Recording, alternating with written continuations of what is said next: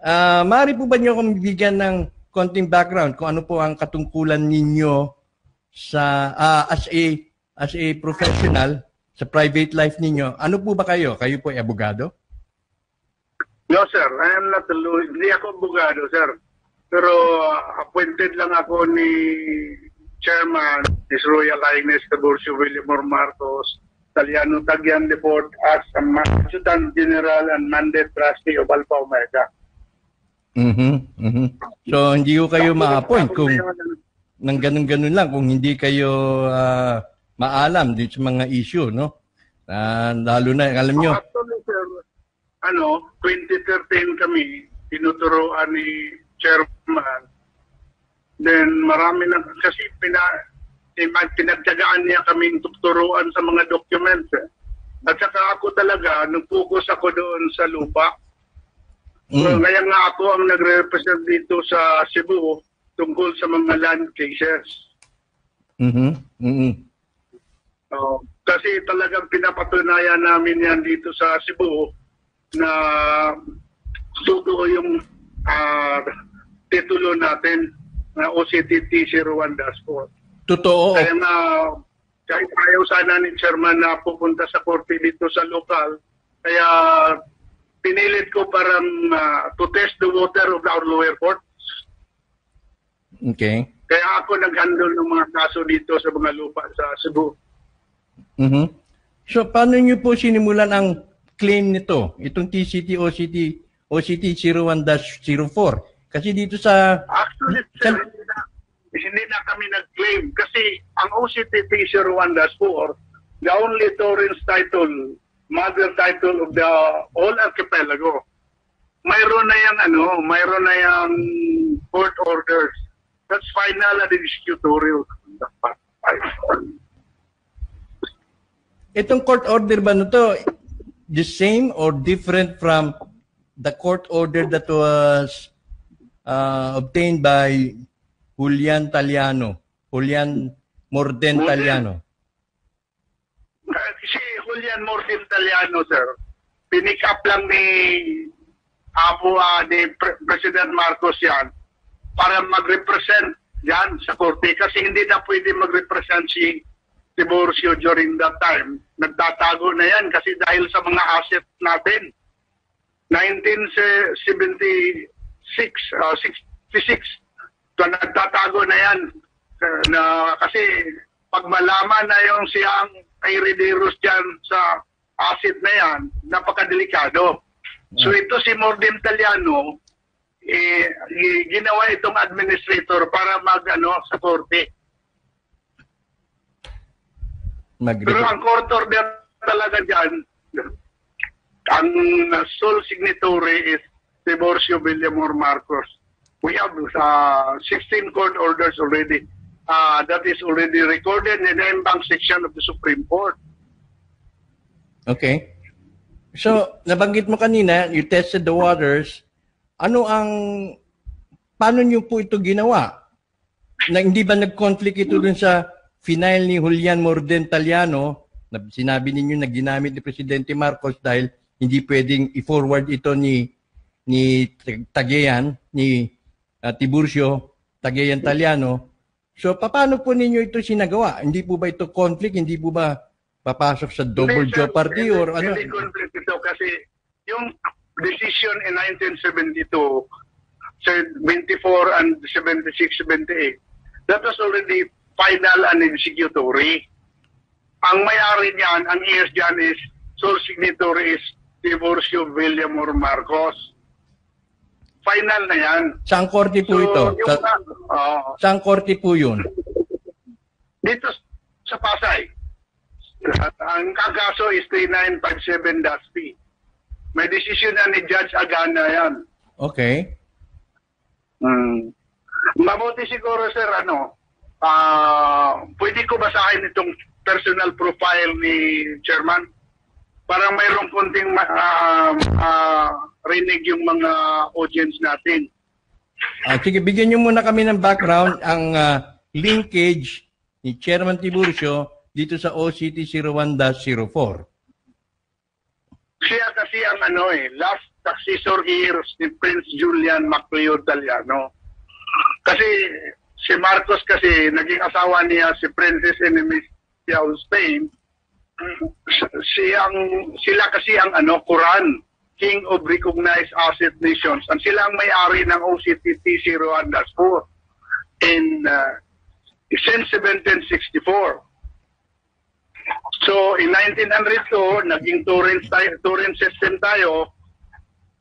Itong Royal Decree in 1764, when the Philippine government accepted the Torrent system of real property ownership in November 6, 1902, the government enacted the Act 496, the Land Registration Law. So this that's for Royal Decree in 1764 was fought into court battle for 2 years. So after 2 years, October 3, 1904, the decree was issued, and an original certificate of title, OCTTC Rwanda 4. In 1913, another law was passed, the decree was issued, and an original certificate of title, OCTTC Rwanda 4. In 1913, another law was passed, Act 2259, the Cadastral Act in the Philippines. So the Bureau of Lands was forced to resurvey the whole archipelago. So, and the same thing happened, dumaan ito sa korte, and then in 1914, it was approved. So, itong OCTTC Rwanda 4 enjoys the doctrine of res judicata. It is in realm known throughout the world. To whom it may concern, no one can plead ignorance to this title. This is a Torrens title, a title forever. Sinasadya nila yan to protect their ownership in the Philippine archipelago, because the Philippine archipelago ay misteryoso ito. Nandito lahat. Nandito ang maraming treasures natin na yung mga binabanggit nila, Yuyongko, binabanggit ni Supremo, nandito lahat yan. Kaya pinotektahan talaga ng royal family yung lupa natin. Okay. Kaya in 1963, kasi nagkaroon ng kaso din yan during the Macapagal administration. It's proceedings yan eh. Kasi gustong kunin ng government itong lupa kasi sabi nila wala na daw heirs. Pero natalo yung government. Kaya nga on 1963 or 64, during the time of President Macapagal, nag-issue ngayon si Noblejas, the Land Registration Commissioner, na there's no other, the Macapagal administration never issued another title except OCTTC Rwanda 4, TCT 408, and TCT 498. And all titles without derivatives from Rwanda 4, TCT 408, and TCT 498 are all bogus and fraudulent titles. Mayroon dyan certification kay Noblejas. Okay. And then, nagkaroon yung kaso in 1972, the government lost again. Then, after the subpoena Dusesticum, the government, through the Solicitor General, was forced to sign the compromise agreement with the Taliano na hindi sila makabayad ng 2 billion pesos na suit. Kaya nga, humingi sila ng 30 years compromise agreement to administer the land, and they will pay 7% per annum from the 2 billion pesos na compromise nila sa mga Taliano clan. So, the rate of execution na dito hold ng Taliano clan, hindi ito ma-implement dahil sa compromise agreement na 30 years. So, after 30 years, it must be implemented if the government can pay the 50% of the 2 billion pesos plus 7% per annum. But unluckily, walang binayad ang gobyerno. Kaya itong rate of execution natin, anytime we can execute it. The 5 years na execution period, hindi pa nabawasan yun. Kaya lang hindi ito na-implement kagad ni Chairman kasi yung authority niya from the Committee of 300 nabigay lang ni Queen Elizabeth in 2007. That means, okay. Dahil kaya matanda na si Queen Elizabeth, siya na ngayon ang chairman of the Committee of 300 na sinasabi ni Supremo na kinatakutan natin. Hindi na pwede tayo matakot sa Committee of 300. Kontrolado na natin yan. Ngayon, sa 2010, inumpisahan ito ni Chairman na Tiburcio Villamor Marcos, Taliano Cagayan de Fort, nasulatan itong government natin to inform them the new successor heir of the Taliano clan, that the signatory of the King of Recognized Asset Nations ngayon. Ito na ngayon. So, in-ignore nila ito ng previous administrations, pinagtyagaan namin hanggang ngayon. So, nung nanalo si President Duterte, noong February 9, 2017, nag-file kami ng lawsuit against the government and the Central Bank of the Philippines. Okay. Bago tayo dumako dyan sa Central Bank. Na-file namin ng February 9, 2017 sa Supreme Court. Receive ito ng Supreme Court. In-interview ako doon sa Supreme Court ng isang, hindi ko lang palaala kung ano yung ng media na yan. Pero walang lumalabas sa media. So after the Supreme Court, pina-receive namin din sa, malapit lang kasi ang Department of Justice, pina-receive namin. Then, pina-receive din namin sa Office of the President. Then, at the afternoon, mga 1:30, dumating kami doon sa Senate. Pina-receive din namin sa Senate yan. So, nung dumating kami sa Senate, sinalubong kami ng mga, ng mga media. Nung nakita nila yung lawsuit natin against the Central Bank, 100 million Filipinos, Federal Reserve, International Monetary Fund, US Treasury, Tiburcio Villamor Marcos, Alpha Omega, kasi ang complainant yan eh. Kasi ang makakomplain dito lang sa antitrust violation na ginawa nila sa Central Bank. Kasi they are deprinted money without backup anymore. That's antitrust violation. So walang ibang makareklamo dyan. Kasi mayroon tayong sovereign rights. Tayo lang mga Pilipino with Alpha Omega. Kasi ang Alpha Omega, yun ang may-ari ng account. Okay. Nung dumating kami sa Senate, 1:30 in the afternoon, daming tao doon kasi hearing ni Jack Lam yun eh. Ng kaso ni Jack Lam. So nung nakita ng mga nasalubong namin ABCBN, GMA, nakita nila, tinignan nila Alpha Omega, hindi nila kinover. Ayaw nila i-cover. So yung itong PTB4, sabi ng PTB4, sige, sir, we will prepare our camera. Sabi namin, kakain muna kami kasi gutom na kami. Sandali, kumain kami sa kapihan ng Senado. After that, bumalik agad kami doon sa PTB4. Timing doon na nagsasalita si Senator Laila de Lima. Okay. Siya nag-privilege speech tungkol sa kaso ni Jack Lam. Nung pumunta kami sa PTV4, anong sabi ng TV4? Sabi niya, huwag na lang sir, kasi mabulabog tayo. Anyway, we have our own copies already. So, na-realize namin, wala tayong chance sa mga mainstream media. Ayaw nila i-cover ito. Samantalang mayroon lang madisgrasya dyan sa kanto, i-cover nila ito, 100 million Filipinos against the government, Central Bank of the Philippines.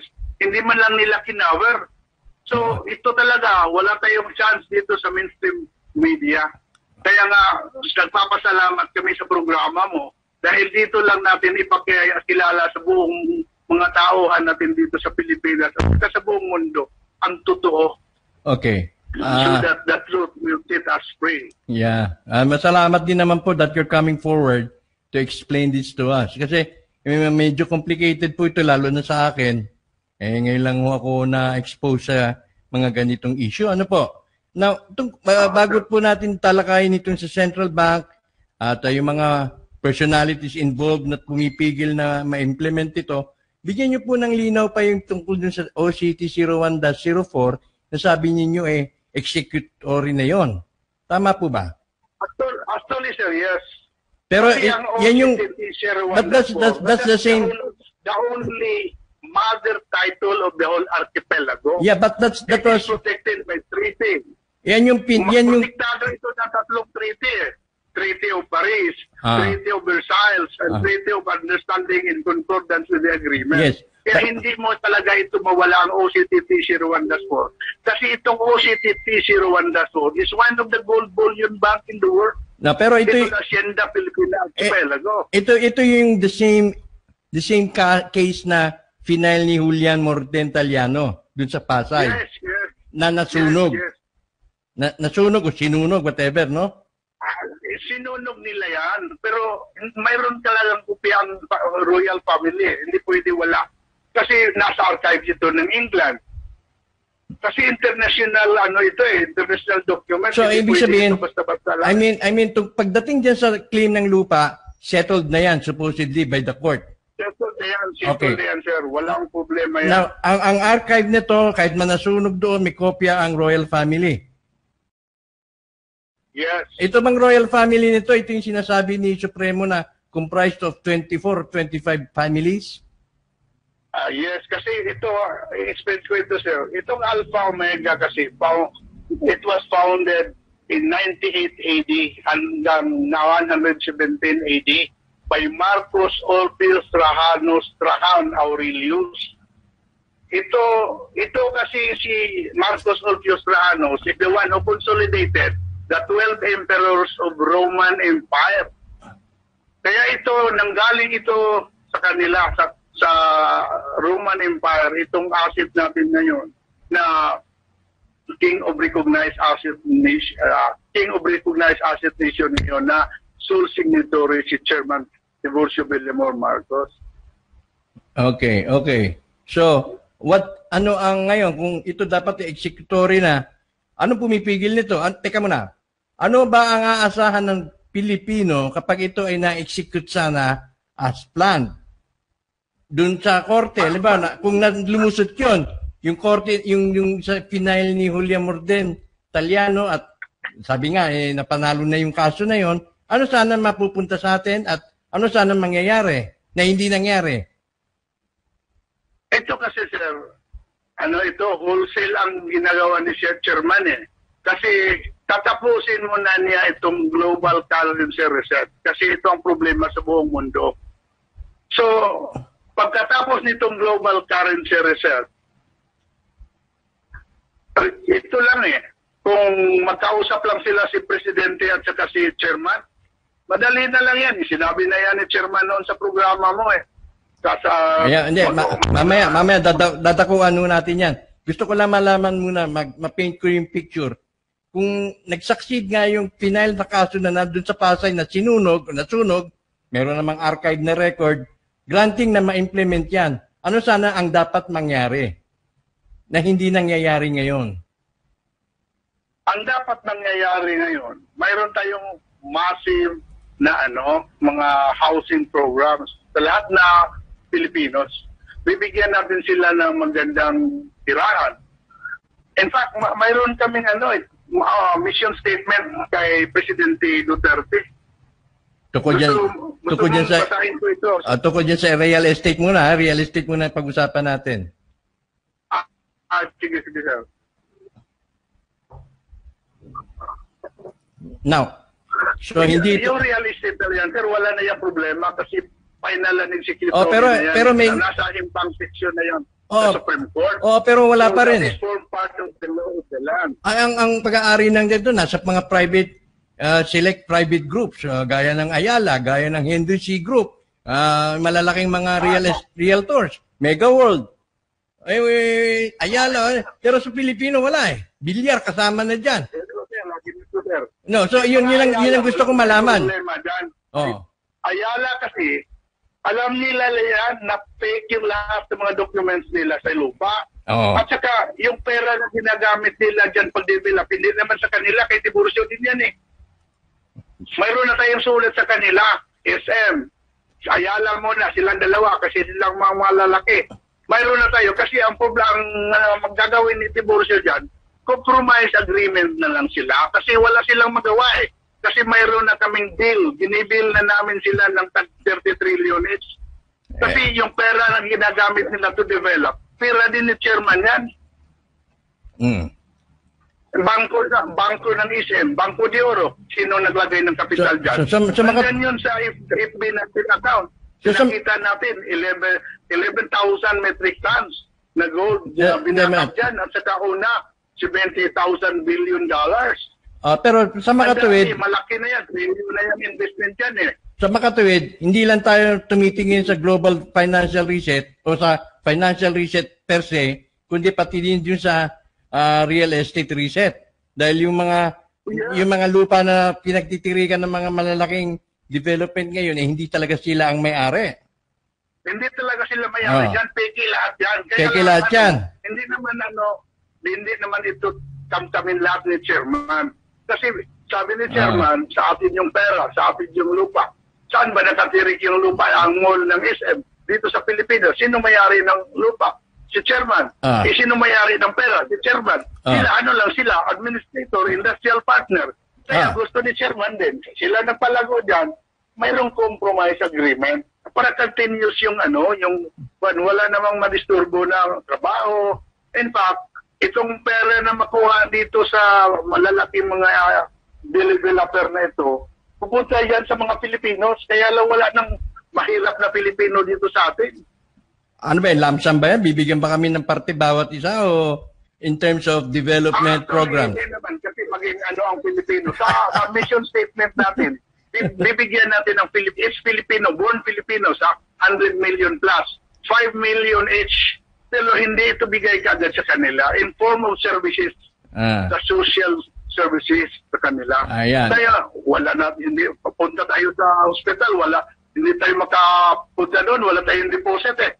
So bigyan natin na stipend fund as Filipinos para pag sinilang siya, mayroon na siyang, kung walang ipakain yung ina, at mayroon din kasi wala naman, lahat naman Filipinos eh. Na mula born Filipinos hanggang pinakamatanda, bibigyan yan ng stipend fund. Tsaka siguro, kung 5 million lang yan.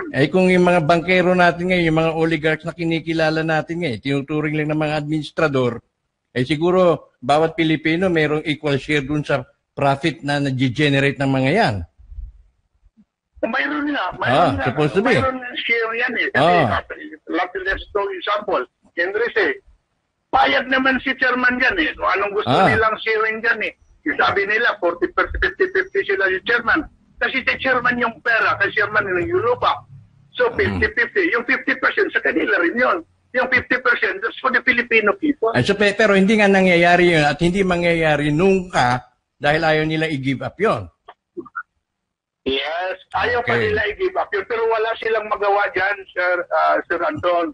Kasi si chairman is the king of he's the sole signature of the king of recognized association. Granting he is nga. the 7-star governor general of the United Nations. Granting. He is the supreme commander of all allied and non-allied Yes, countries. granting ganun nga. Maipit. Kasi ngayon, ang mga world banks ngayon, naiipit na kasi wala na silang special drawing rights.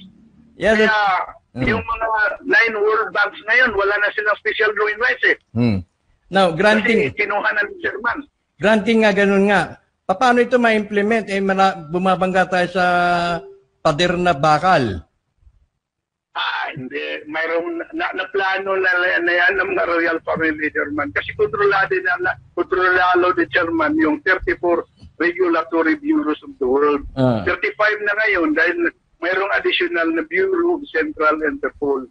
Kontrolado nila yan. Wala sila magawa. Kasi yung mga Rothschild, Soros, Schiff, Rockefeller, fraud lang sila. Fraud sila. Sila nag-control ng banking system. Ay yung bangko nila, wala nang pera ngayon kasi kinuha na ngayon ang special drawing. Nandun, bumalik na yun sa account ni chairman. Paano nila patakbo yung nila? Yung mga Citibank na yan, yung mga Chase Manhattan Bank, pag malaman ng tao na wala na silang kapital, yung ginagastos nila sa mga empleyado nila ay pera na ng tao, magkaroon ng run on bank yan. Mangyayari yan. So, konting lang ginagawa ito ni Chairman ang Global Currency Reset. Kaya mas madali ito, Sir Anton. Kung magtulungan tayo, ayaw ko bakit hindi nakaabot ni Digong itong mga documents namin. In fact, kasi sa Malacanang kasi, Sir Anton, mayroong protocol dyan At saka ang dami pang kalaban dyan. Yung mga documents na binibigay namin dyan, baka hindi nakaabot ni Presidente Duterte.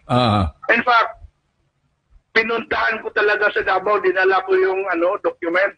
Mayroon akong mga kamag-anak ni Digo nga kasama doon. Pumunta kami sa bahay ni Presidente doon sa Budok. Wala siya doon. Kaya napunta kami doon ka Ma'am Eleanor, yung ka-elder sister ni Presidente. Kaya matagal kami nag-usap ni Ma'am Eleanor. Sabi niya, kasi ito si Ma'am Eleanor, computer literate ito, alam niya yung social media. Sabi niya, 8 hours ako nagbabad dyan. Alam ko yung wealth ng Marcos. Alam niya. Mayroon lang siya mga kunting mga sinasabi na ganito, hindi daw, mahirap daw dahil kinukontrol ng iba. Kasi hindi pa nila alam na kontrolado na ni Chairman yung Committee of 300. Ngayon, patay na si Rockefeller. Siya na rin ang chairman ng Trilateral Commission. Ano pang katakutan natin? Yung black book na yan, kontrolado ng chairman din yan. Ayun na nga. Ngayon, sige. So, itong sa real estate, nabanggit na ninyo na malapit-lapit na mababalik ito sa taong bayan, no? Tama ba ako doon? Yes. At siyempre, kumbaga... Dapat wala nang squatter dito. Kaya dito sa Cebu, Lapu-Lapu, ang trabaho ko, kaya marami akong kaso. Kaya yung mga gustong ipa-demolish nila, yun ang pinotintahan ko. Kasi tulungan naman lang natin sila later on. Ngayon, tulungan na lang natin kasi alam ko naman yung mga titulo na ginagamit ng mga kalaban. Sino bang mga nag-ahari-harian dyan? Kapag dating sa malalaking lupa? To tell you frankly, Sir Anton, I have never seen a single title in the Register of Deeds of Lapu-Lapu that is authentic. Sinabi ko na yan sa korte.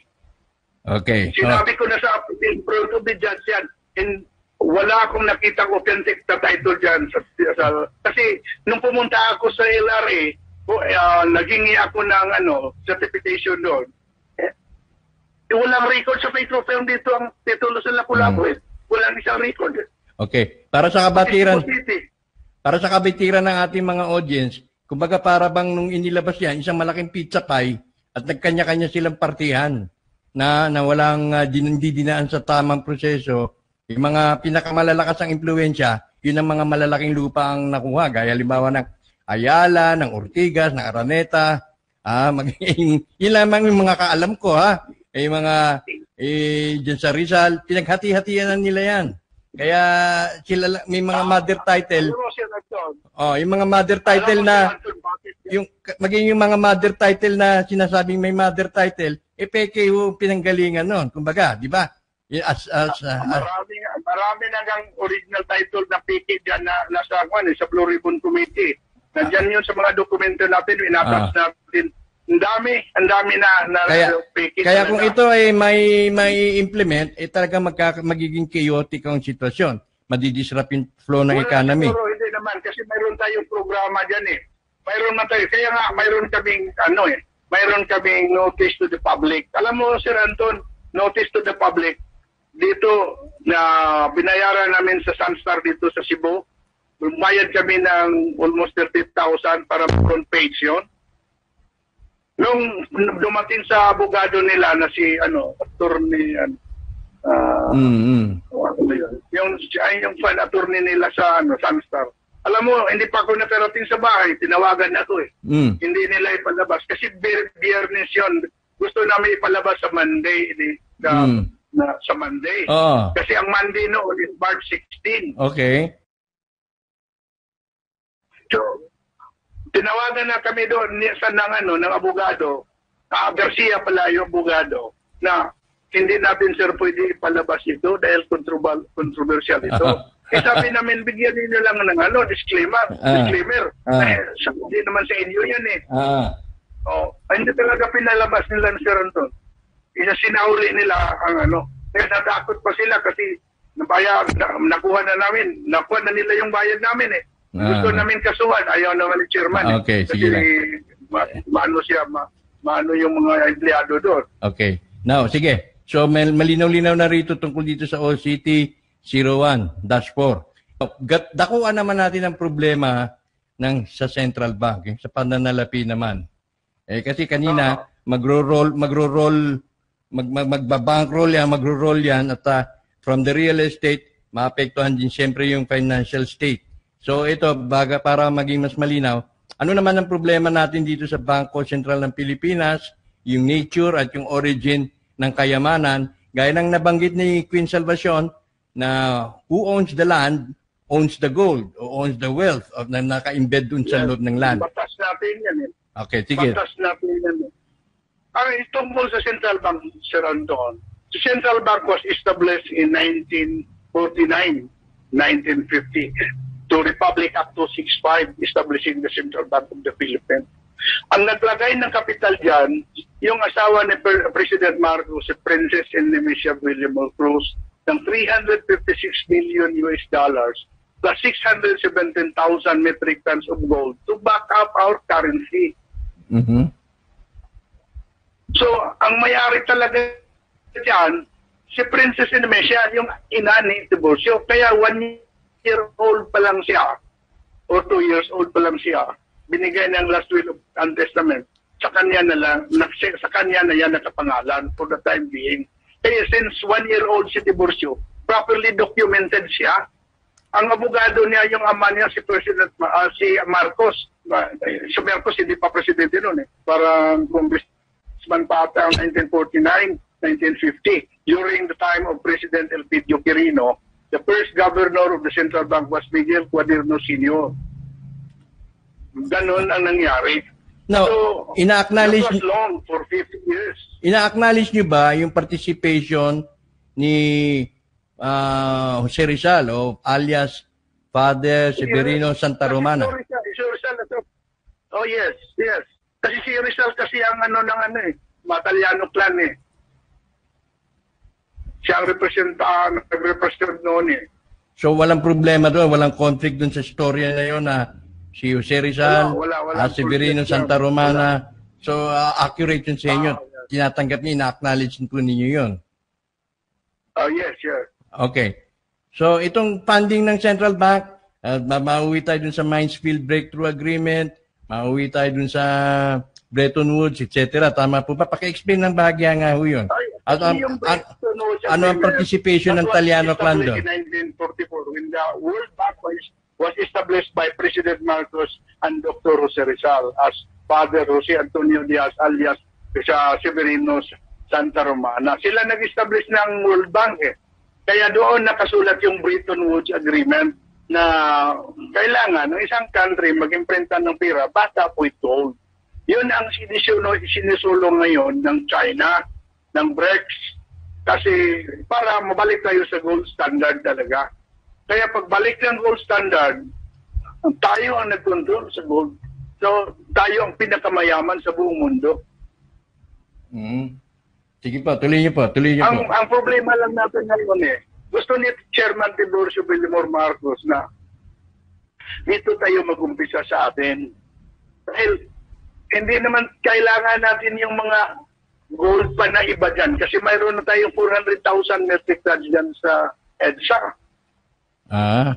Free and clear yan. Free and clear. 400,000 metric tons.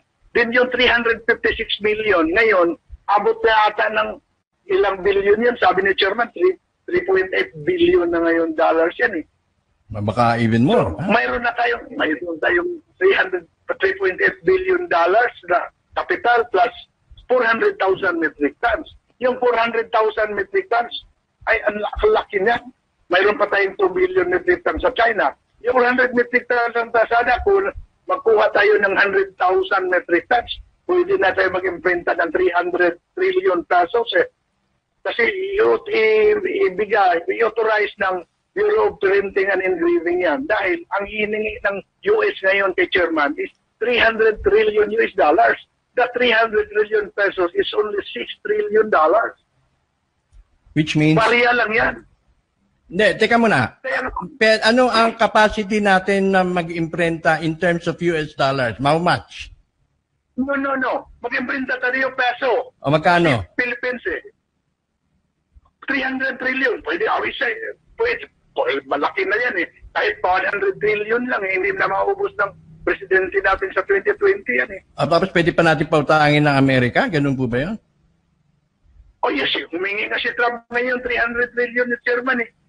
Kasi pag hindi natin bigyan sila ng, ibigay natin sa kanila, utang sila ng 37 trillion sa buong mundo. Tapos, yun pang mga ano nila, mga services ng tao nila, pensions, ganun, social services.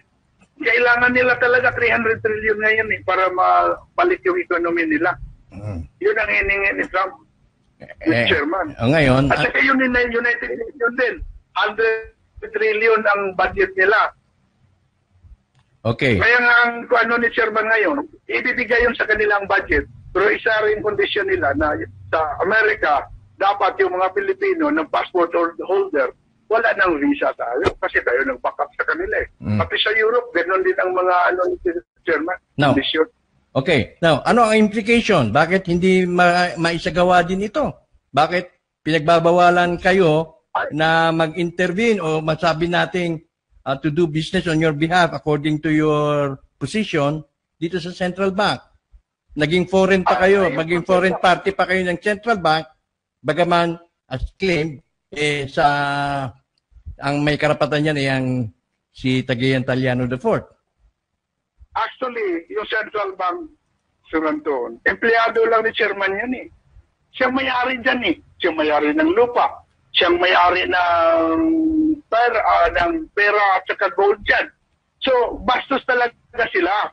Kaya nga naano yan si Chairman eh, na siya ang may-ari, tapos pumunta doon, hindi man lang sinulatan pa niya yan. Pinadala sa LBC, pinadala sa email, pinadala personal sa kanila ng mga board of directors na gusto man lang ni Chairman makipag-usap sa kanila kung anong pwede nilang nating gawin para sa mga Filipinos. Pero binastos siya eh. Pero alam ko, ginawa lang ni Chairman yun, demonstration lang niya yun, para makita sa buong mundo paano kapastos sila. Siguro mayroon silang tinatago eh. Ang dami kasi nilang problema. Kasi nag-imprenta sila ng pera na 50 trillion without the knowledge of the Bureau of Printing and Engraving. Walang backup yun. Antitrust violation yun. Mayroon lang pa silang pinadala na 3,500 metric tons of China o sa Thailand. Na-hold ngayon sa Barcelona. Kasi mag-imprenta sana sila ng $3 trillion sa Thailand.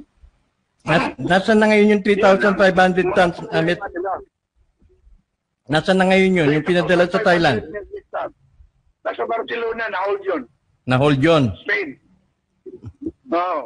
Mababalik ba sa atin yun? Oh, yes. Mabalik sa atin yun. Okay. No. Atin yun eh. Kasi, tayo kasi, ang Alpha Omega kasi, ang mayroong cartel sa gold bullion.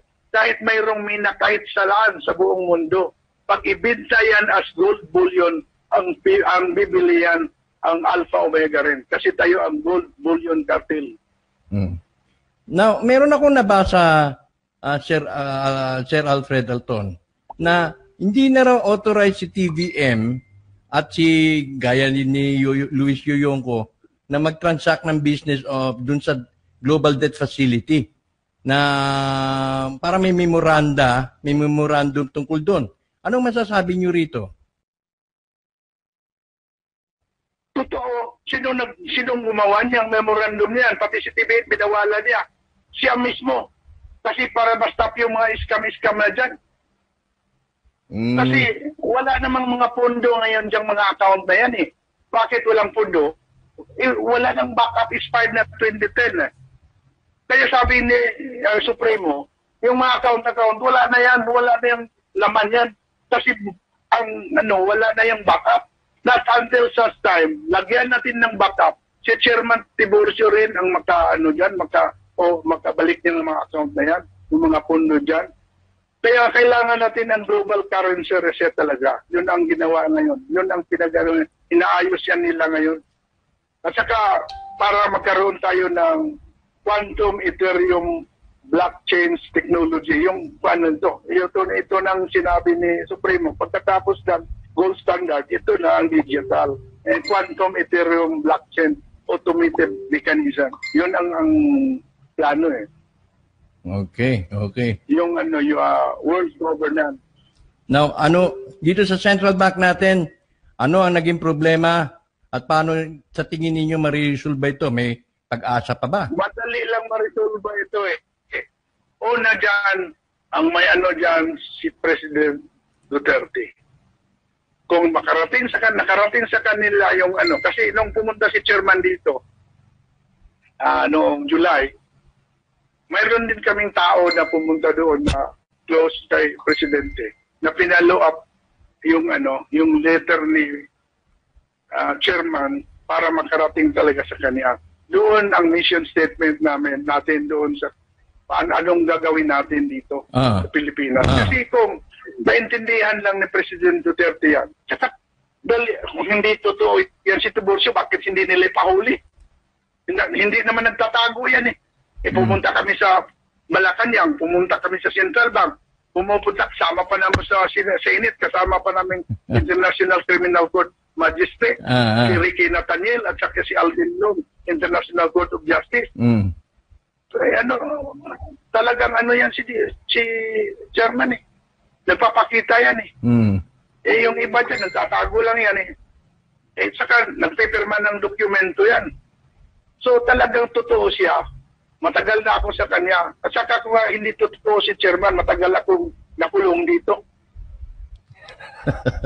Hindi kasi nga, maraming mga behind the scenes na nangyayari. Maraming mga secret arrangements. Gaya halimbawa sa Council of 300. At yung mga affiliations ni chairman na hawak niya yung grupo na to, hawak niya itong mga world power na ito. Pero sa kabila ng lahat, wala pa rin tayong na-achieve. Ano ang pumipigil po ba talaga na Sel Alfredo Alton? Malakas kasi trabaho yan. Mayroong procedure talaga yan eh. Kasi si chairman, 2010 lang nagpakilala. So dapat ipakilala natin sa buong mundo na siya yon. Dito sa Pilipinas lang, nahirapan tayo eh. Pero ngayon, tapos na namin yan. Alam mo, Mr. Anton, sino tumutulong dito? Kami mga nakakaintindi sa mga documents, chairman. Alam mo, mga mahihirap tayo, tayo lang nakaintindi dito. Pagsalamat sa Diyos at hindi naman ako abogado, naintindihan ko ito eh. So, talagang mahirap sa behind ni chairman eh. Pero tingnan mo, sa awa ng Diyos, tapos na rin, nagawa na rin namin.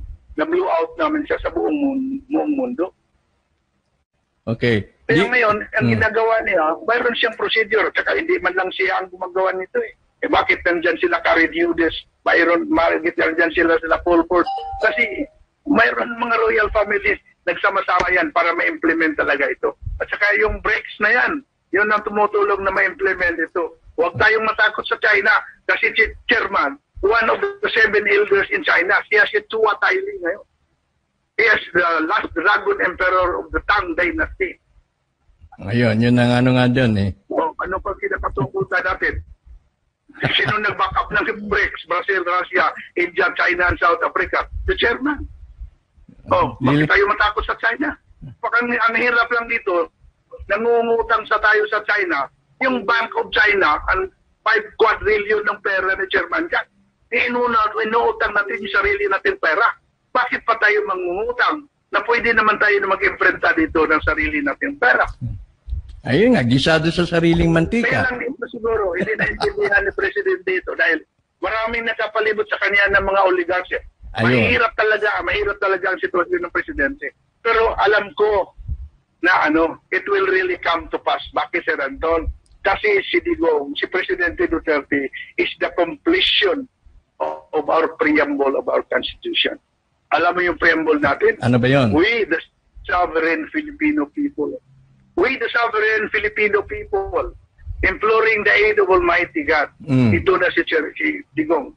In order to build a just and humane society, establish a government that shall embody our ideals and aspirations, promote the common good, conserve and develop our patrimony, and secure to ourselves and our posterity the blessing of independence and democracy under the rule of law and the regime of truth, justice, freedom, love, equality, and peace do ordain and promulgate this Constitution.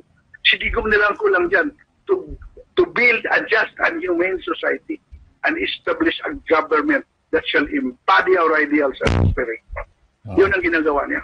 Pero yun na nga. Kaya siguro, naintindihan ko rin siya. Mayroon siyang rule dito eh. Nag-cleansing pa kasi siya. Kaya hindi pa naghihintay siya. Sabi nga niya eh, mayroon namang kapanahunan ng lahat ng bagay. Mayroong kapanahunan ng pinanganak ka, mayroong kapanahunan na mamatay ka, mayroong kapanahunan sa pagtanim, at mayroong kapanahunan sa pag-harvest. Sinabi na niya yan. Kaya naintindihan ko siya. Yung closeness ni Duterte sa mga Marcos ngayon, kay Imelda at sa mga anak, hindi ba nakaka-impede? Hindi ba ito nagiging nakaka-epekto dun sa pag-usad ng inyong sinusulong? Ewan ko. Pero sa bagay sa akin lang, hindi. Kasi nagkausap na rin sila, si Ma'am Imelda at si Chairman eh. Sila si Bongbong at saka si Irene, hindi masyado nila alam. Ayun, nung nag-usap kami doon, kasama ko doon sa Congress eh. Nag-usap sila si Chairman at saka yung abogado ni Madam Imelda. At saka kami doon sa loob, doon sa pinag-meetingan namin. Nabanggit niya ni Imelda, yung Bretton Woods Agreement. Kaya nung sinabi ni Imelda, Bretton Woods Agreement, yan, sabi ni Chairman, yes. Kasi kung alam niya yung Bretton Woods Agreement, alam niya. Okay. Kaya nga walang conflict doon. In fact, yung sinabi ni, noon kasi August 28, Sir Anton, nung nag-award si Duterte doon sa mga sundalo doon sa libingan ng mga bayani, nandun kami eh. Nakita ko nga, may picture kayo doon. Kaya sila nagka-sikan. Yeah. So, kinabukasan yan, kasi natagal nagsikan sila si Tiburcio, kinabukasan, sabi ni Presidente na mayroon daw emisary doon sa mga Marcoses na ibibigay na yung mga gold ng mga Marcoses. Nag-react sila Bongbong, wala sila pang we don't have any agreement here. Totoo naman yun eh. At saka doon si Chairman, na nakatakot si Chairman, baka magpalabas sila ng gold. Kasi pag maglabas sila ng gold, wala silang gold bullion certificate. At saka wala silang gold bullion account. Mag-charge sila ng Blue Ribbon Committee. Kaya nga nung September 11, birthday ni President Marcos, nandun din kami noon. Noon lunchtime, kumain kami. After that, nag-usap din sila si Ma'am Imelda. Sabi ni Ma'am Imelda, doon na tayo mag-usap sa opisina sa Congress. Kaya pinuntahan namin siya sa Congress, dinalahan we bring the what we call that immunity, global immunity. Binigyan ni Chairman silang mga Marcoses ng immunity para kung gusto sila maglabas ng ng gold na i-share, hindi ibabalik sa Pilipinas. I-share natin sa mga Pilipinos kasi bakit natin ibabalik? Hindi naman natin ninakaw yun. Sa kanila yun eh. So gusto nila i-share, pwede i-share. Kaya binigyan ni Chairman ng sila ngayon ng global immunity. Global immunity. Wala na silang problema ngayon. Ganun pala. Kaya hindi rin pala ganun kadali yung mga idea na may mga comments tayo na siguro ang susi ay nasa Marcos family. So hindi rin pala ganun kadali dahil maaari rin sila humarap sa mga asunto, kumbaga, no? Na hindi natin alam. Kasi kung mayroon kasing procedure yan yung gold na yan. Kasi para kang nagnakaw niyan, wala kang gold bullion account. Okay. Kaya yung ko nga humihingi siya ng global immunity. Sino magbibigay sa kanya? Ayun. Yun ang problema, no? Okay. Now, maganda itong yung naipaliwanag at lumilinaw na, no, sa aking kaisipan kung ano ito, tungkol sa real estate, tungkol sa estate, at tungkol dito sa gold bullion. Now, bago tayo magdumako sa Q&A, maraming komentaryo. Tungkol ngayon dito sa napabalita na meron na raw nagdiriwang diyan sa Alpha Omega diyan sa Cebu na by next week ay may makukolekta na raw. Totoo po ba 'yon? Hindi 'yun. Wala sa amin 'yun. Wala sa amin 'yun. Wala sa group. Alam namin yung nangyayari. Bakit kami magdiriwang? Araw-araw nagdiriwang kasi alam naman namin it will really come to pass. Kaya lang mayroon ng panahon. Kasi hindi man ito mapigilan kasi sabi ng Diyos ako ang gagawa, sinong pipigil. Kasi misteryoso itong gold sa Pilipinas, si Randon. It's not an ordinary gold. It's a divine wealth. Kasi may mga grupo rin na na-associate dun sa inyo, Alpha Omega. Ito Alpha Omega daw, La Roca. May kilala mo ba kayong La Roca? Wala si Randon. Kasi mayroon kasing Alpha Omega dito na pinarehistro nila sa Securities and Exchange Commission. Hindi kami yan. Kasi ang Alpha Omega, hindi ka dapat buong mundo yan 98 AD pa yan At saka it's a global funder. Okay. Tapos bago tayo kanina, dahil dito kay kay ano pang pangalan, Danilo Lihay-Lihay, na associated din sa inyo, pero tinanggalan na ninyo ng ID at may nakita ko dun sa Facebook account ninyo na nagsasabing scammer siya. Ano po bang, bigyan nyo ba ng konting background din mga nag-aabang yung mga naiinip at hindi na makakolekta? Hindi na mabawi yung kanilang pera. Yan si Danilo Lihay-Lihay. Kasi nagpapangkuhan siya, nasa kuhan daw siya sa BIR. Tapos talagang naging kasama namin yan sandali. Kaya gusto kasi nila magkapira kaagad. Akala nila madali lang itong chairman. Gusto nila magkapira ulit agad. Kaya nagbumawa sila ng sarili nilang foundation. Marami siyang mayroon din siyang pinakita mga makuha daw, share daw niya sa sa mga ni Marcos, pero wala yun. Wala yun. Talagang in-scam niya yan. Marami siyang nakuha ng pera. Okay. Nag-text sa akin si Supremo. Si 9730-A, sabi niya, hindi ka raw nila kilala. Ay, audio. Nawala audio mo, sir. Kaya rin tayo establish tayong contact. Hello, sir? Hello, sir. Okay, sandali lang. Establish ako ng contact sa'yo. Nawala yung audio mo Okay, so hindi ka raw nila kilala, sabi ni Supremo.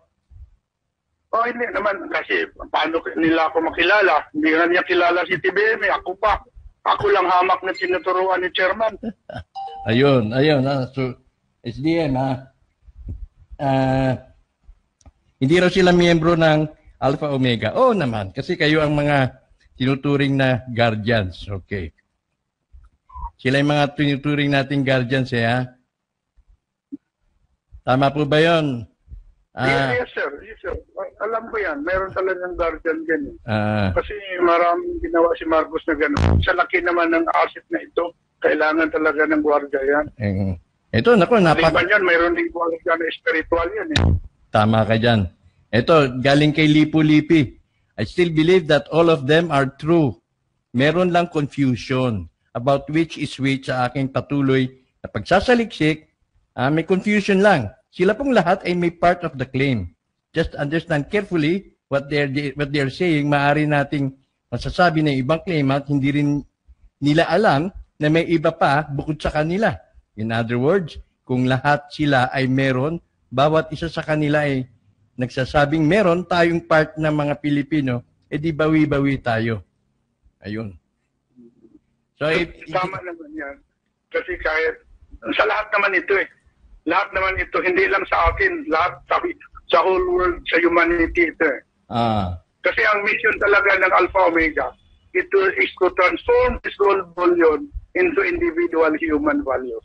Yan kasi yun ang hinahawakan namin. Kaya kahit kami nagtitiis, gumagastos kami sa sarili namin pera. Galing sa Cebu, nag-aeroplano kami, nag-hotel kami doon. Hindi kami humihingi ni Chairman.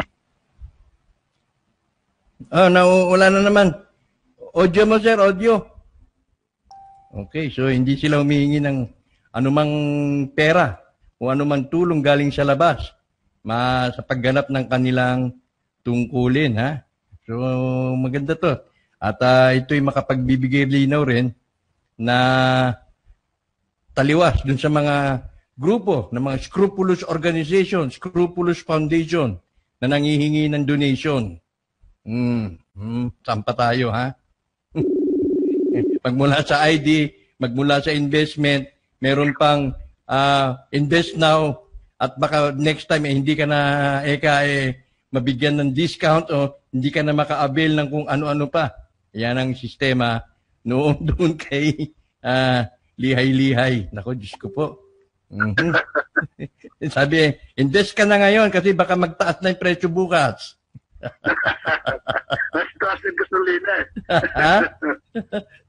Yung mga ganong siste. Teka muna, ibabalik ko yung ating koneksyon. Okay. So nabanggit mo, sir, kanina na hindi kayo humihingi ng anumang pera galing sa inyong mga miyembro? Hindi kami humihingi ni Chairman Sinong yung mga may membro namin, hindi kami humihingi. Sila tumutulong talaga. Kunti lang kami dito yung nakakaintindi ng mga documents natin. Kasi kung ikaw nakaintindi ka sa document, talagang tutulong ka Kasi noble kasi ang mission ni Chairman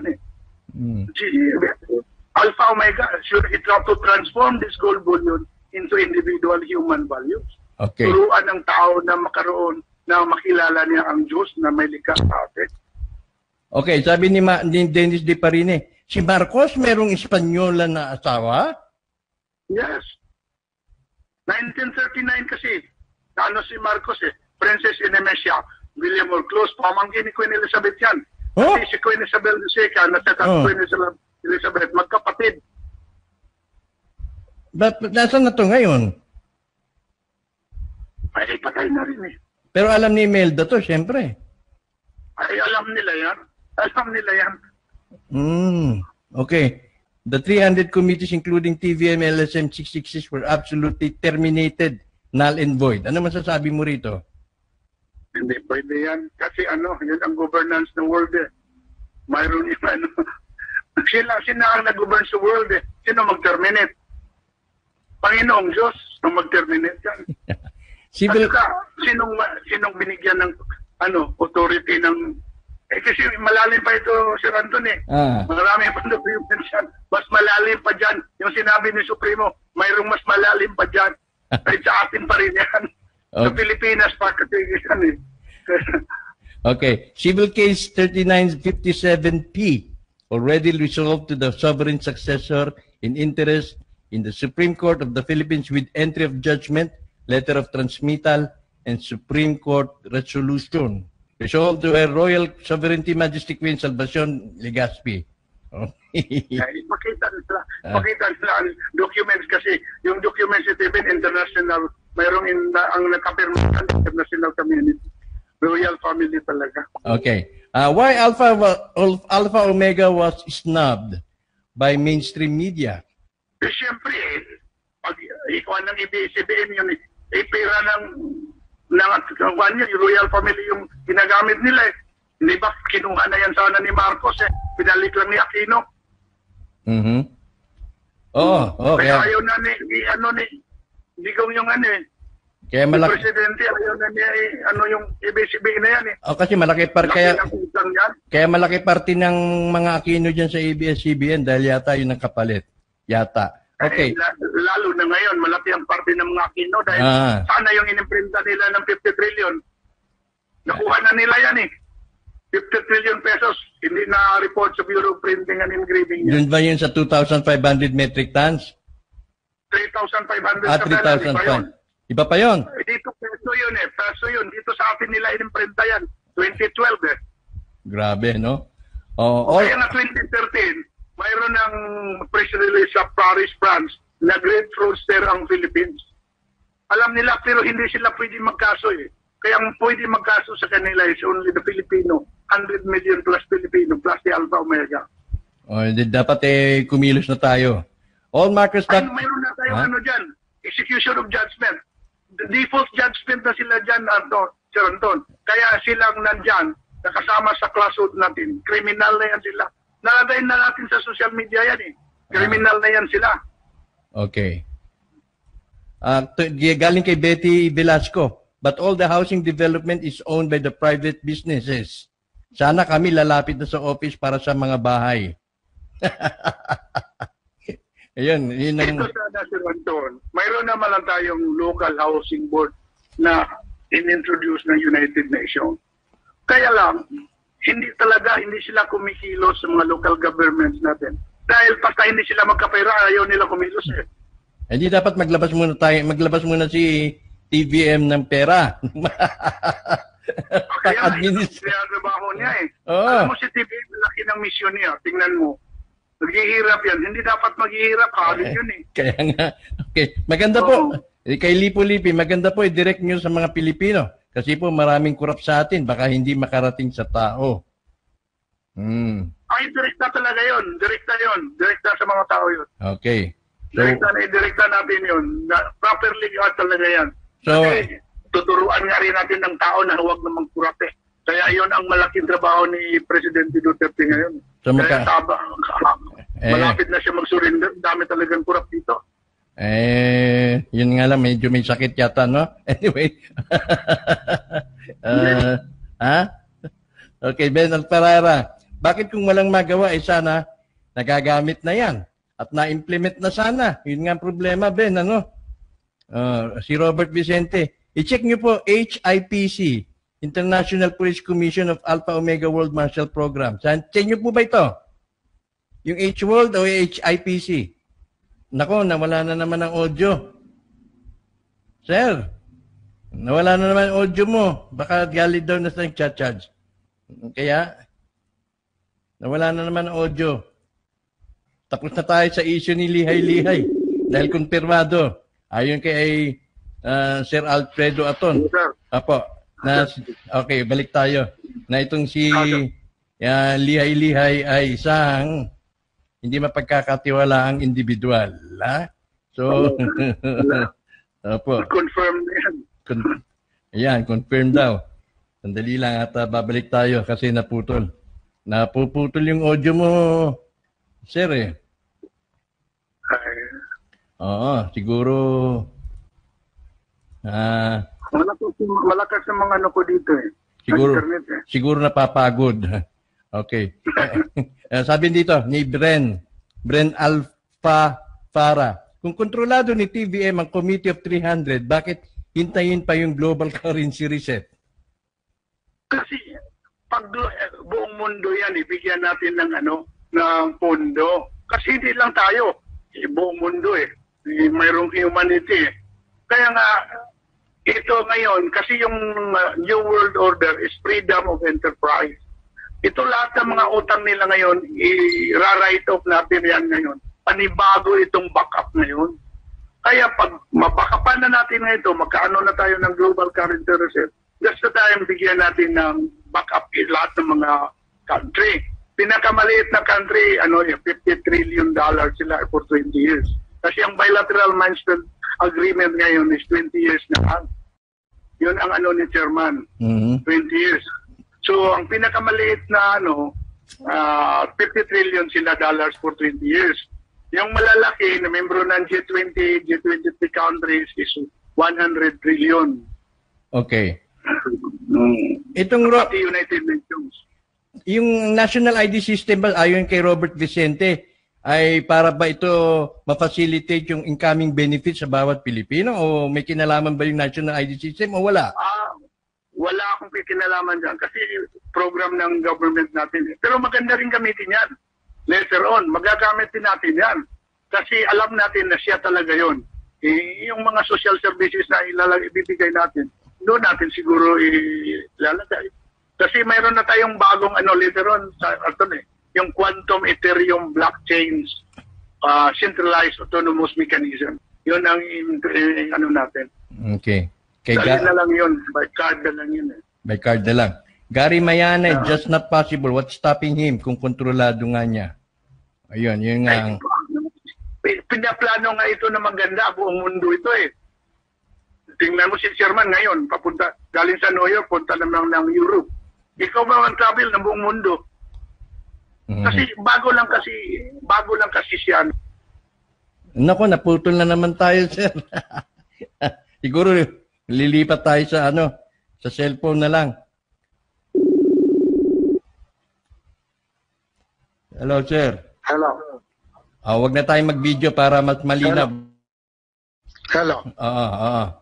Hello. Napuputol yung audio natin. Hello. Diyan na lang, wag na tayo mag-video siguro. Ayan. Okay. Sir. We need President Duterte to sign the documents. Meron bang pipirmang documents? Ayun, mag-usap sila si Chairman. Imbitahin niya si Chairman, hari yun eh. Hindi, ayaw nga ni Duterte. Paano yun? Ay, kung ayaw niya, mag-suffer tayo, mangungutal lang tayo. Baka next year, 1:100 na yung dollar natin. Ayun ang problema. Sir, Sir, bakit di nalang patayuan si Podium, si TBM sa United Nations para magkaalaman? Ano ba yan? Yun nga ang ngayon eh. Yun ang mga minimitingan nila. Kasi ngayon, pag wala ng pundo kasi ang United Nations ngayon, siya dapat uupuyan ngayon as Civil Star Governor General. Kaya nga, mayroon pa siyang, sige, bigyan ko kayo ng 100 trillion, na ganito, mayroon din mga mga compromise agreement. Bago sila bigyan ni Chairman ng 100 trillion na budget nila sa United Nations, susunod din sila sa ni Chairman. Okay. Ito, comment ni Betty Velasco. Kailangan talaga group of Filipino people.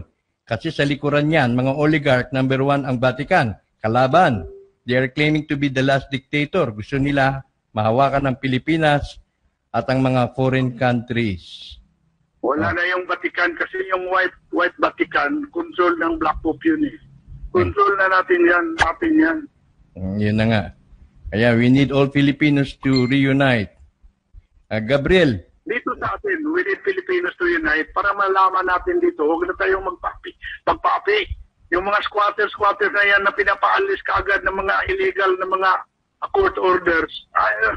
Dito sa akin, basta malaman ko dito sa Lapu-Lapu, Sir Anton, hindi pwede. Nag-iinit ka, sino ka ba din? sabi ni Gabriel Lorzano, hanggat hindi may tatayo ang federalismo. Meron bang kaugnayan to sa federalismo? Ay, okay naman si Chairman sa federalism. Nandyan sa mission statement natin eh.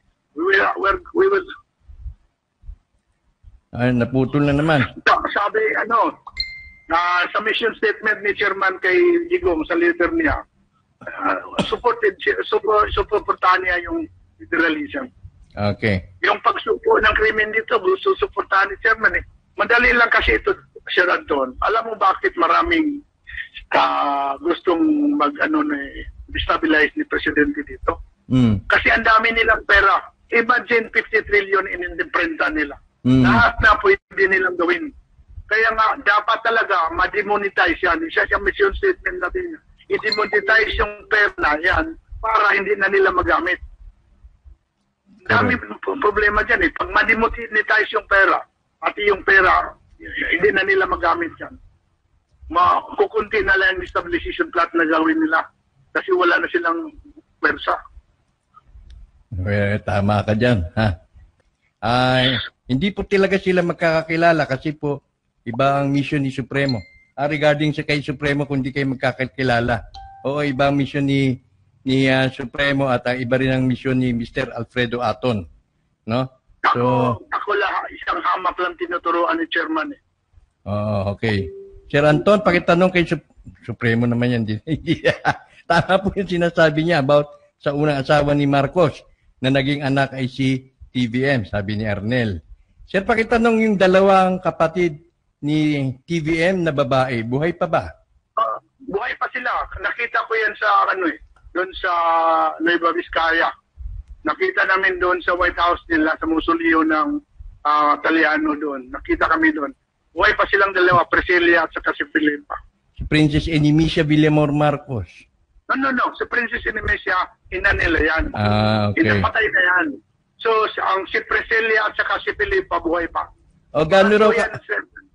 Gaano kabata pa si Ferdy nung kinasal siya sa Espanyol, na Spanish girl? 1939 yun eh. Kasi nakulong kasi yun si Ferdinand Marcos in 1937. Okay. Yun bata pa. Nakahanap sila Princess Enimicia ng 1917 si Ferdinand Marcos, 1939. Ilang taon yun? Mga 22. 22? Oo. Yun Okay. 22 siya, no? Sir, ito galing kay Manases Yepis. Sir Tony, member po ako ng Eagle Force Task Force. Kalikasan sa Surigao. Pakitanong naman po sa guest nyo ngayon if legit ba ito na foundation? Kasi kay Marcos daw ito. Eagle Force Task Force Kalikasan. Hindi ba sinabi ni Supremo, isa lang ni Marcos lang ngayon, wala pa rin pondo yung sinabi na isang foundation. Wala talagang pondo lahat ngayon. Kasi expired na yung backup eh. Hindi yung task force. Kaya pabalik na yun. Hindi, meron dyan hindi ko alam yun. So hindi siya magko-comment dahil hindi niya alam. Yung mga foundation na ganyan. Pero yun nga, Manases, dobling pag-iingat. Yung tinatawag na kabyat. Bago kayo kumagat, examinin nyo muna, suriin nyo muna. Pakinggan nyo yung mga episode dito. Kaya mag-subscribe kayo sa youtube.com/TonyIsrael. Reviewin nyo bago kayo mag-commit ng any amount. Pagkaya yung sa pagpagawa ng ID. Pero kung kailangan nyo ng ID, okay lang naman siguro magbayad. Pero wag na kayo magbibitaw ng libo-libo kapalit 1 milyon. Parang sinabi ko na, pag nakarating ako sa buwan, sa tulong ninyo sa 1,000, bawat isa, papalitan ko ng 1 milyon. Pag nakarating ako sa buwan, kung pumayag kayo, gaya ng ginagawa ni, ng mga iba dyan. Okay, Manases, sabi ni Arnel, hindi totoo yan, Task Force Kalikasan kay Judge Pihaw yan. Paano nga ba ito si Judge Pihaw? Malalim yan, Sir Anton. Sige na. Maraming gumagamit ng pihaw. Hindi nila naintindihan namin ibig sabihin ng pihaw. Ano ba ibig sabihin? Philippine Island Jurisdiction Area Orient. Yun ang ibig sabihin ng pihaw. Wala talagang Judge Pihaw. Malalim. Sige na. Okay. Ito, sabi ni Henry Rauma, bakit sinasabi ni Karen Hudes na si Tiburcio Villamor and his generals are crook? Marami kasing Tiburcio Villamor maraming nagpapanggap kaya nga, totoo rin sinasabi niya, ang dami kasing nagpapanggap. Okay, sige. At ako, lalaki ng ang daming tanong pero mahaba, hindi ko na mababasa to para mapagbigyan naman natin yung iba. Sabi po, inulit ni General Quantum Ethereum. That means cryptocurrency po ba yan? Sinasabi ninyong Quantum Ethereum? Cryptocurrency yan. Quantum Ethereum. Okay, sabi pero niya. Pero wala pa yan. Pag makuha na yan, pag mabakapa na yan, yun Kasi yung mga cryptocurrency ngayon, walang backup yan delikado yan Si Wela Ferna, bakit parang gusto niyang humingi ng konting explanation ang pagkakaiba ng Black and White Vatican? Kasi kanila na yun. Alam lang natin mayroong black, mayroong white. So, hindi na tayo hindi na tayo matatapos. Malalim yan. Ay, yung White Vatican, ay yung Black Vatican, ang alam ko, yung mga pinamumunuan ng Jesuit. Itong si Pope Francis, Jesuit yan. Baka siya ang Black Pope. Ha? Baka lang. Malay natin, ha? Okay. Sabi ni Carl Jason Yares Abgao, to tell you all people, Ferdinand Marcos was never an owner. He was just an administrator of the wealth of the royal family, not the owner. Tama naman yun, di ba? Tama yan. Si Karen Hudes, may konti lang pong nalalaman. Yan. Akala niya lahat alam. Totoo naman. Tama ako dyan. Sang-ayon ako dyan, Lipo. Nang simula natin itong Wealth of the Nation discussion, nangulelat na si Karen Hudes. Kung mapapansin niyo, paulit-ulit na lang yung sinasabi niya. Dahil dito tayo, yung mga bituka na nabubungkal natin. Jeline Ivan, TVM LSM 666 Chairman Committee of 300 that governed the 3 city-states. Chairman Trilateral Commission that controls the CFR. Council of Foreign Relations. Yeah, 7-star. Okay. Si TVM po ba ang tinatawag na old man? Hindi po. Hindi. Kasi may tinatawag si Supremo na old man. Ayaw naman niyang i-deny, ayaw rin naman niyang i-confirm kung si Marcos ba yun. Pero sinasabi niya is 100 plus years old na at doon sila kumukuha ng order. Okay man yan. Okay. Tama naman yung confirmation niya. Okay, sir. We only have 5 minutes left before we close. Any parting words para sa maiiwan ninyo sa ating mga tagapakinig? Sa akin lang, Sir Anton, nagpapasalamat ako sa programa mo. Kasi ito lang tool natin na maparating natin sa mga Pilipinos na hindi tayo pwede apihin ngayon. Kasi tayo ang magbabankroll ngayon sa buong mundo. Kasi dito sa lupa at saka sa treasure na dito, iniiwan talaga dito sa mga ninuno natin. This is for the Filipinos. Kaya lupang hinirang tayo, Sir Anton. Lupang hinirang. Bakit tayo lupang hinirang? Bayan kasi ito ng Diyos, bansang banal, iniibig ng Diyos, ng Pilipinas. Kaya nga sana, mabuksan pa ang mga isip ng mga ibang tao, maparating natin ito para malaman nila na yung kayamanan natin dito sa Pilipinas na tinatago ng mga oligarch, ayaw nila ipalalabas. Kasi wala tayong chance doon sa mainstream media. Kaya wala talaga. That's right. Kahit magbayad ka pa doon sa kanila. Pero konti na lang panahon nila, Sir Anton, dahil ang tagumpay ng masama, sandali lang. Sa atin ang huling halakha. Yan ang masabi ko. Salamat sa Diyos at nandito sa atin ito. This is a gift of love. Yung sa documents natin, gift of love. Kaya kailangan lang dito, sinabi sa document natin, kailangan dito ang tao na connected dito, na magtrabaho dito, may busilak na puso. Hindi lang sarili ang iniintindi ko, sarili pakanan ng buong humanity. Ayun. Kaya nakita ko siya sa Adson dito. Yung mga tao dito na greedy, nakita namin mga member namin talaga nawawala dito, naturally. Kasi gusto nila, sarili lang nila. Hindi nila concern ng iba. Salamat naman sa programa. Salamat din po sa inyong pagpapaunlak at sa panahon na inyong ginugol para masamahan kami sa ngayong gabi at ma-educate kami sa inyo pong ibinahaging informasyon. At malinaw po sa inyong sinabi na itong ginagawa ninyo ay bunga o ito ay produkto ng busilak na puso. No? So itong Alpha Omega ay hindi po ito yung dapat ninyong samahan para yumaman, get rich quick scheme. Ito ang sinusunod namin dito, Anton, batas ng pananampalataya. Ayun. So, yan ang batas ni Kristo eh. Yung batas ni Kristo, batas ng pananampalataya. Ayun. Oo, sige.